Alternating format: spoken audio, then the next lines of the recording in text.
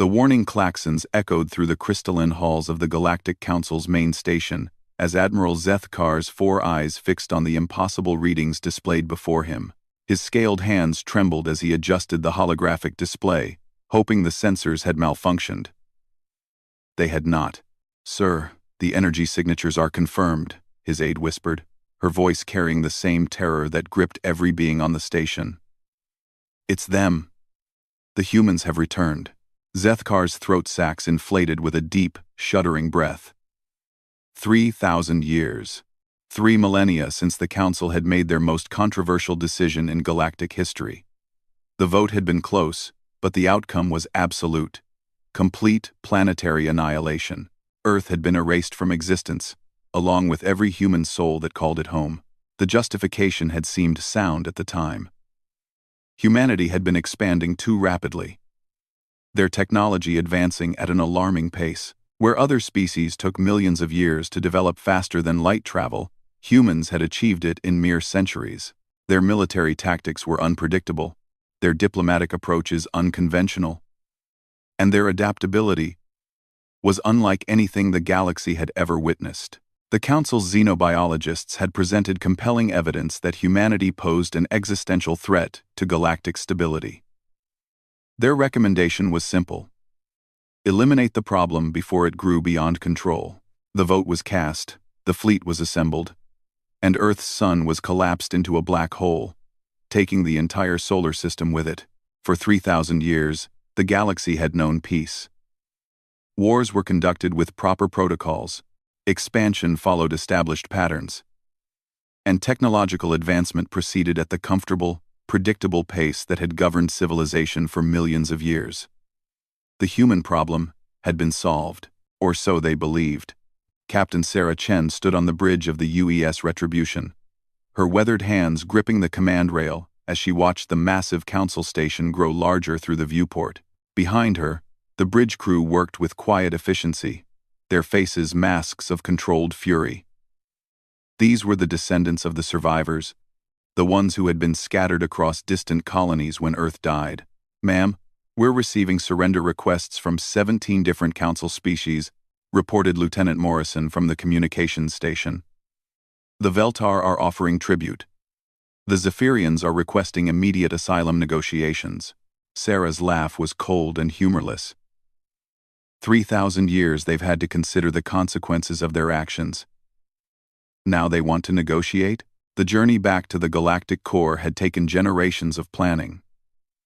The scattered human colonies had slowly, secretly, rebuilt their civilization in the dark spaces between stars. They had learned from species the Council had never encountered, acquired technologies that defied conventional understanding, and developed capabilities that would have justified every fear the Council had harbored about human potential.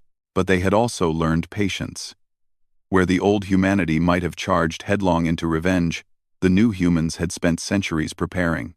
They studied every Council species, mapped every military installation, and infiltrated every major governmental structure. When they finally revealed themselves, it would be total and overwhelming. "Admiral Zethkar is requesting communication," Morrison announced.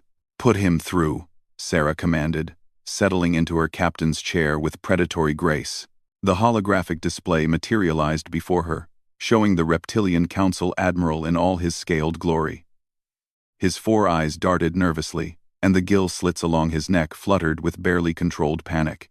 "Captain Chen," he began, his voice carrying the artificial confidence of a career politician, "I am Admiral Zethkar of the Galactic Council Defense Force. Your return has caused quite a stir among our member species."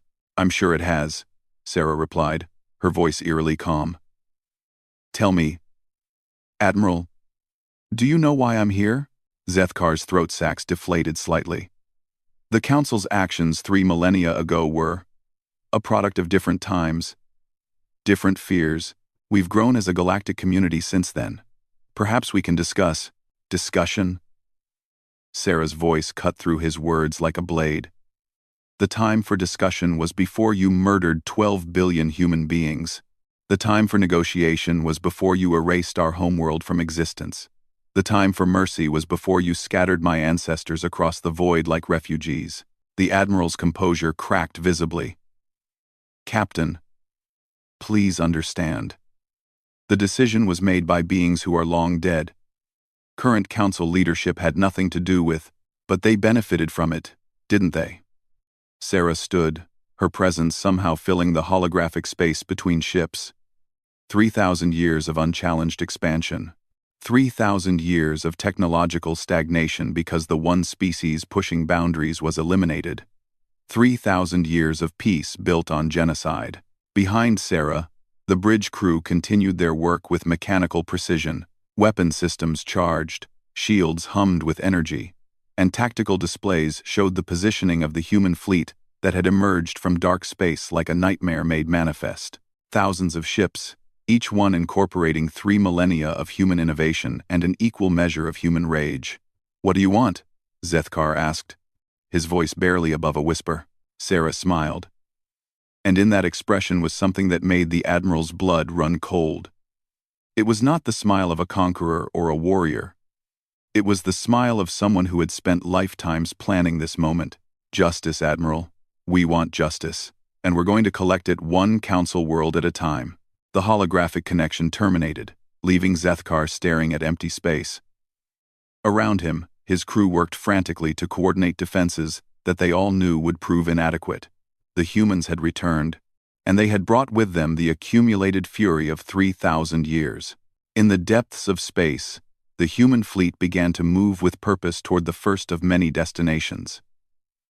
The galaxy was about to learn what happened when you tried to erase humanity from existence. The lesson would be written in fire and carved in the ruins of civilizations. The first target was Veltar Prime, the homeworld of the species that had cast the decisive vote for Earth's destruction. Captain Sarah Chen watched from the bridge of the UES Retribution as her fleet dropped out of hyperspace in perfect formation around the blue-green world below. The Veltar had been preparing for 3 days since the human fleet's appearance at the Council Station. Their orbital defenses were powered up, their military fleet assembled in protective formation, and their planetary shields activated at maximum strength. It was an impressive display of galactic military doctrine, executed with the precision that came from millions of years of conventional warfare. It was also completely useless against what humanity had become. "Ma'am, the Veltar are hailing us," Lieutenant Morrison reported. "They're requesting terms for surrender." Denied," Sarah replied without hesitation. "Begin the demonstration." Commander Torres stepped forward from the tactical station. "Captain, the Retribution's singularity cannon is charged and ready. Target locked on their primary defense platform." Sarah nodded. The singularity cannon was humanity's answer to 3 millennia of rage and innovation. Where other species built bigger guns, humans had learned to weaponize the fundamental forces of the universe itself. The cannon created a controlled micro-black hole that consumed everything in its path before safely dissipating. Fire. The weapon discharged with no visible beam, no dramatic light show, no thunderous sound. One moment the Veltar's massive defense platform existed, bristling with weapons and shields. The next moment, there was simply empty space where it had been. Not destroyed, not damaged, gone, as if it had never existed at all. The effect on the Veltar fleet was immediate and devastating. Ships began breaking formation, their commanders suddenly understanding that everything they knew about warfare had become obsolete. Panic spread through their communications channels as they realized their strongest defensive position had been erased without effort. "This is Premier Qualseth of the Veltar Republic," a voice crackled over the communications array. The image that appeared showed a tall, elegant being with silver skin and large, dark eyes that now held unmistakable terror. "Please. We surrender unconditionally. We yield to human authority." Sarah studied the Premier's face with cold calculation. "Premier, your species voted for the extinction of mine. You celebrated when Earth burned. You built monuments to commemorate humanity's destruction. That was ancient history," Qualseth protested, his composure cracking. "Those decisions were made by ancestors we barely remember. Current Veltar leadership had nothing to do with. But you kept the monuments, didn't you?" Sarah interrupted. You taught your children that humanity was a threat that had to be eliminated. You used our extinction as justification for your expansion into what you called dead human space. The Premier's silence was answer enough. On the bridge of the Retribution, Dr. Elena Vasquez stepped forward. She was the fleet's xenoarchaeologist, one of the few humans who had spent decades studying the galaxy's response to humanity's extinction. Her research had guided the fleet's target selection. "Captain," she said quietly, "our intelligence confirms that Veltar children are still taught about the Great Cleansing as a necessary act of galactic hygiene. Their museums display artifacts taken from human colony worlds. They've turned our suffering into their cultural heritage." Sarah's jaw tightened. "Premier Qual Seth, you have 1 hour to begin dismantling every monument, every museum display, and every educational program that celebrates humanity's destruction. You will publicly broadcast an apology to be transmitted to every world in Council space. And if we comply?" the Premier asked desperately. "Then your world remains intact," Sarah replied. "But your species' role as a Council power ends today. You'll surrender your military fleet, your advanced technology, and your voting rights. You'll become a protectorate under human oversight." The Premier's silver skin paled to an almost transparent hue. "You're asking us to abandon everything we've built. Our civilization, our achievements. Everything you built was constructed on the foundation of our genocide." Sarah cut him off. "Consider this mercy. You still get to exist." The transmission ended, leaving the bridge in tense silence. Through the viewport, the human fleet maintained perfect formation around Veltar Prime, thousands of ships representing humanity's return to galactic prominence. Commander Torres approached Sarah's chair. "Ma'am, Admiral Petrov is requesting permission to begin Phase 2 operations." Phase 2 involved a more subtle but equally devastating attack. While the Veltar government scrambled to comply with human demands, human infiltration teams were already moving through Council space. These weren't traditional military units, but something far more dangerous. Humans who had spent generations learning to blend into galactic society. They had been watching, waiting, and preparing for centuries. Some worked as servants in Council government buildings. Others had built careers as traders, scientists, or entertainers. All of them had been activated when the human fleet arrived, and their mission was simple: reveal the true scope of the Council's crimes. Admiral Dmitry Petrov commanded this shadow war from his ship, the UES Reckoning. His agents were systematically accessing classified Council archives, uncovering evidence of atrocities that went far beyond Earth's destruction. The Council hadn't just eliminated humanity. They had systematically suppressed dozens of species that showed similar potential. "Captain Chen," Admiral Petrov's voice came through the secure channel. "Our archives teams have made significant discoveries. The Council's pattern of preventive extinction extends back 50,000 years. Humanity wasn't their first target, just their most recent." Sarah felt a cold satisfaction at the news. "How many species?"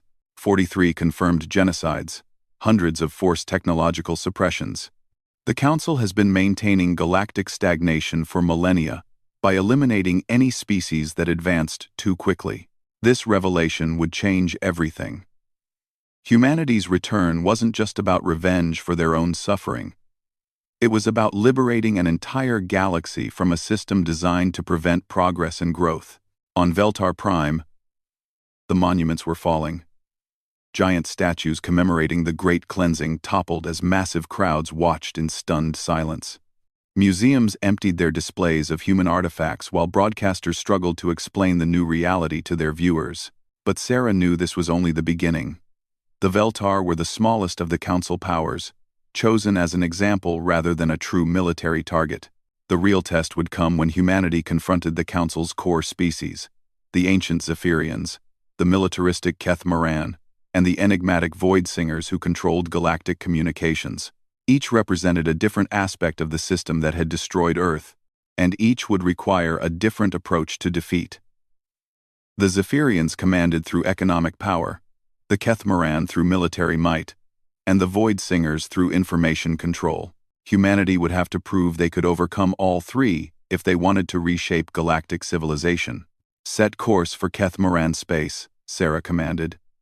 It's time to show the galaxy's greatest warriors what 3,000 years of human military evolution looks like. The fleet began to move, leaving Veltar Prime behind as the first monument to humanity's return. But Sarah knew the real war was just beginning. The Keth war fleet assembled at the edge of their home system was the largest military force the galaxy had seen in 10,000 years, 2 million warships arranged in perfect battle formations, their hulls gleaming with the dark metal that had made the Keth the undisputed military power of the Council. General Thakvor stood on the bridge of the dreadnought Eternal Conquest, his forearms crossed as he studied the tactical displays. The Keth had built their entire civilization around warfare, and their military doctrine was considered flawless by every galactic strategist. They had never lost a major engagement. Human fleet detected, his tactical officer reported. 15,000 ships approaching at standard velocity. Alder Merber. 71. Alder Merber, Thakvor's mandibles clicked with satisfaction. The humans might have surprised the Veltar with their strange weapons, but the Keth were prepared. His fleet outnumbered the humans by more than 100 to 1, and his ships were larger, better armed, and protected by shields that had withstood every weapon the galaxy could produce. Maintain defensive formation, he commanded. Let them come to us. Aboard the UES Retribution, Captain Sarah Chen watched the massive enemy fleet with calculating eyes. The Keth represented everything wrong with Council military thinking. Overwhelming force, rigid tactics, and an absolute belief in their own superiority. Admiral Chen, came the voice of Dr. Vasquez from her research station. The xenoarchaeologist had been promoted to admiral after her intelligence work proved invaluable in the Veltar campaign. Our historical analysis confirms that the Keth provided the fleet that actually destroyed Earth. General Thakvor's grandfather commanded the operation. Sarah's expression hardened. Then this is personal for both sides. The human fleet continued its approach, but something was wrong with their formation. Instead of arranging themselves for battle, they seemed to be spreading out randomly, their ships moving in patterns that defied military logic. Sir, the Keth tactical officer said hesitantly, the human ships appear to be scattering. Their formation makes no sense. General Thakvor studied the display with growing confusion. 3,000 years ago, human military tactics had been unpredictable, but not random. This looked like the behavior of a defeated force trying to flee. But the humans were still advancing. Perhaps they realized they cannot win, he mused. Prepare to accept their surrender. That was when the stars began to go out. The first sign was subtle. A slight dimming of the system's primary star. Then, one by one, the background stars visible through the viewport started to fade. Within minutes, the entire Keth fleet found itself surrounded by absolute darkness. What's happening to our sensors? Thakvor demanded. Unknown, sir. We're detecting massive gravitational distortions, but the source is unclear. It's as if space itself is being manipulated. The truth was far more terrifying. The human ships hadn't scattered randomly. They had positioned themselves to deploy humanity's most devastating weapon, the Reality Anchor Network. 3 millennia of studying dark energy and quantum mechanics had led to a technology that could temporarily isolate a region of space from the rest of the universe. The Keth fleet now existed in a pocket dimension where the normal laws of physics could be selectively suspended. Their shields, which relied on conventional energy dynamics, began to fluctuate. Their weapons, designed to work within standard spacetime, became unreliable. Sir, the communications officer called out in panic. We've lost contact with all forces outside this system. It's as if the rest of the universe has stopped existing. General Thakvor felt the first stirring of genuine fear. Impossible. No technology can isolate an entire star system. Sarah Chen's voice cut through the darkness, transmitted on all frequencies. General Thakvor, this is Admiral Sarah Chen, of the Human Liberation Fleet. Your grandfather burned my homeworld and massacred my people. Today, you face justice. Human, Thakvor replied, forcing strength into his voice. Your tricks cannot overcome superior numbers. We still outnumber you by— Numbers mean nothing when you can't use them effectively, Sarah interrupted. Observe. The human ships began to phase in and out of visible space, appearing to teleport between positions. But this wasn't teleportation. It was something far more advanced.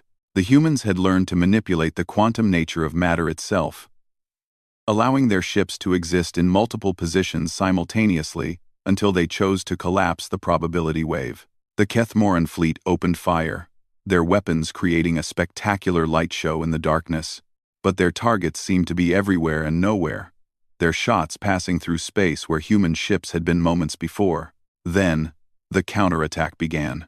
Human weapons didn't destroy Kethmoran ships, they unmade them. Quantum disruptors tore apart the atomic bonds that held matter together, causing entire dreadnoughts to simply cease to exist at the molecular level. Reality shapers rewrote local physics, turning the enemy's own weapons against them, or causing their ships to phase out of normal space entirely. Sir, we've lost 200,000 ships in the last 5 minutes. The tactical officer reported, his voice breaking with disbelief. Thakvor stared at the tactical display in horror.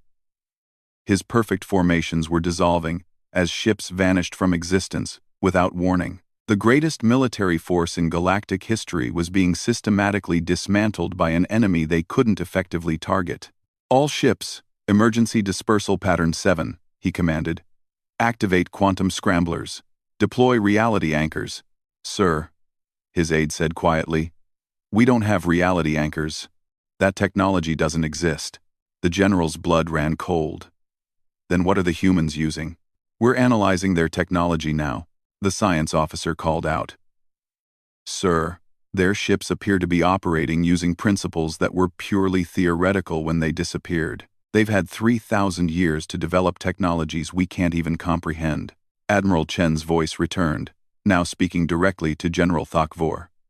General, you have one chance to avoid complete annihilation.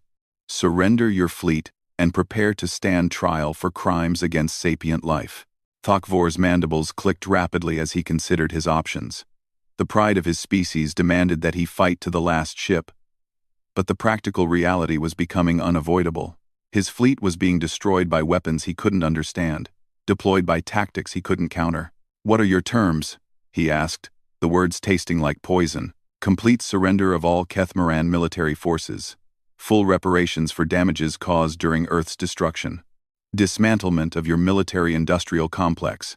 And your personal testimony about the Council's decision-making process 3 millennia ago. The general closed his eyes. And if I refuse? Then your species joins humanity in extinction. The choice is yours. Around the fleet, human ships continued their deadly work. Each passing moment saw more Kethmoran vessels vanishing into quantum dissolution. The greatest military force in the galaxy was being defeated not by superior numbers or conventional tactics, but by the application of science so advanced it might as well have been magic. I surrender, Thakvor said finally. Kethmoran fleet stands down. The attacks ceased immediately. The stars began to return as the reality anchor network powered down, and normal space-time reasserted itself. But the lesson was clear. Humanity had evolved far beyond anything the Council could have imagined. Sarah Chen stood on her bridge, looking out at the remnants of the once mighty Kethmoran fleet. 2/3 of their ships had been eliminated, and those remaining were completely demoralized. Admiral Petrov, she said into her communicator, begin Phase 3 operations. It's time to visit the Zephyrian trade worlds. As the human fleet prepared to move to their next target, a message was transmitted across the galaxy. Species that had once celebrated humanity's extinction now watched in fear as the news spread. The humans had returned. They were unstoppable. And they remembered everything. The galaxy would never be the same. 3 millennia after the Council had tried to erase humanity from existence, the children of Earth were writing a new chapter in galactic history. And this time, they would be the ones deciding who had the right to exist among the stars. The age of human dominance had begun, built on the foundation of justice long delayed but finally delivered.